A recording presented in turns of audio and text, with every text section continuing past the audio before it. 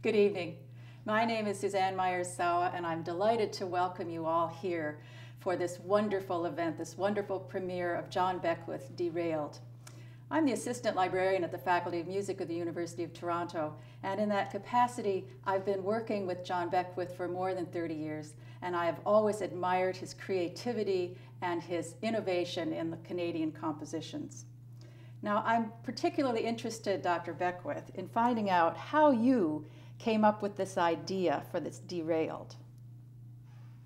All the standard texts have been set so many times. When I received this commission, I was very delighted because I know the choir. I've heard several of their concerts, and I thought it was a great opportunity. But thrashing around for a text, I wasn't attracted by any of the standard, either religious or secular texts that have been set so many times. So I started to think about Mississauga. What do I know about Mississauga? The next thing that I discovered about Mississauga was that the most famous historical event in the nearly 40 years history of the city was the derailment of 1979. So I started to read about this event, and I got really very interested in the story. I think it's a wonderful story of a disaster that was somehow managed by a massive human cooperation.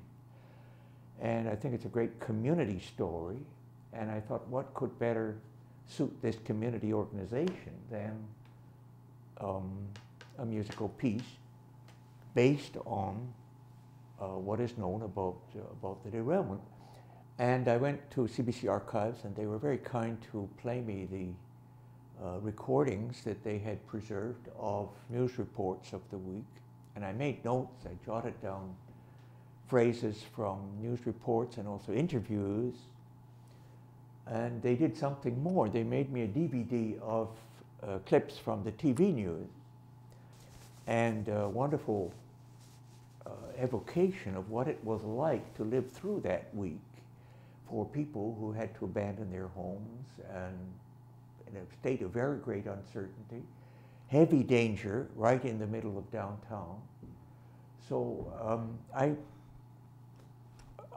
don't know, I accumulated a lot of phrases and descriptions, reactions of people, and I ended up calling it a sound documentary.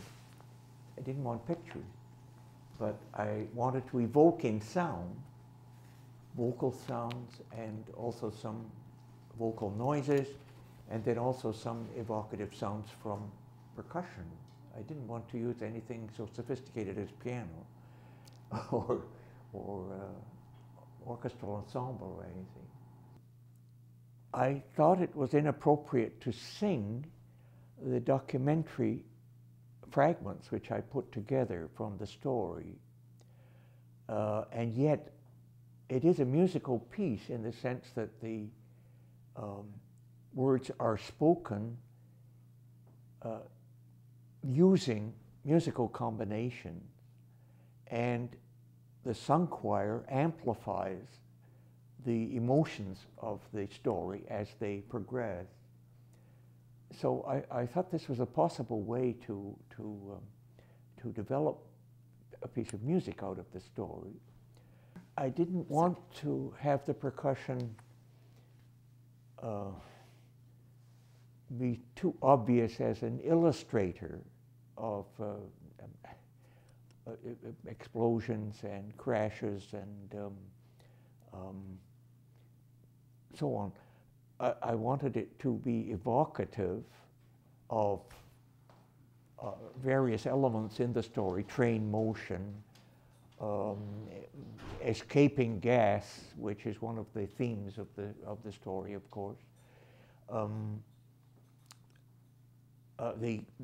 Simply the excitement of a community of people all in the same situation, of excitement of danger, and then as the week went on, also excitement of boredom frustration, anger sometimes, and various elements of percussion can amplify those emotions.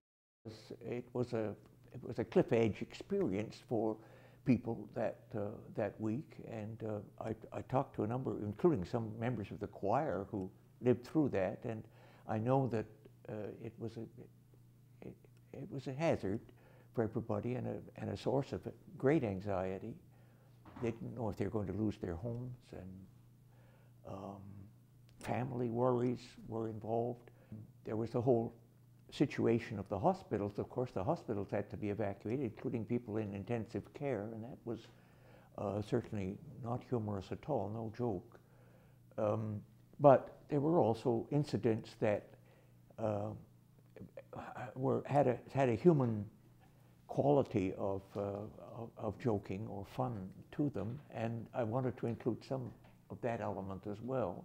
And of course, unlike a lot of disaster stories, this one ends on a happy note, not exactly a happy note, but a note of great relief that there were no human casualties, and there was a great sort of feeling that all the different departments involved, the fire, the police, the various engineers that had to be consulted, the train company themselves, the government agencies, so on, had all worked together somehow.